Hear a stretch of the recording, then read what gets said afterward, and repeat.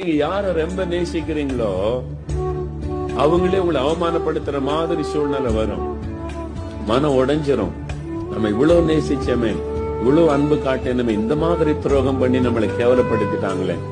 ஆண்டவர்ட்ட போன அவர் என்ன சொல்லுவார்? மகனே, மகளே, மனுஷனுடைய அன்பெல்லாம் மாறிடும், ஏன் அன்புதான் நிலையானது. என்ன பிடிச்சுக்க, அதெல்லாம் நேசிக்காத, என்ன பிடித்துக்கொள். அப்படி யார் மேல உயிர் வைக்காதங்க. நான் உங்களுக்கு ஆலோசனையா சொல்றேன், நீங்க உயிரையே வைக்கணும்னா ஒரே ஒருவர் தகுதியானவர், இயேசு, இயேசு, இயேசு, இயேசு. அவர் மேல உயிரே வைங்க, உங்களை விட்டு விலகவே மாட்டார். அப்படி அன்பு மாறவும் மாற. இயேசு இல்லாம நான் இருக்க முடியாது, அதான் சொல்லணும்.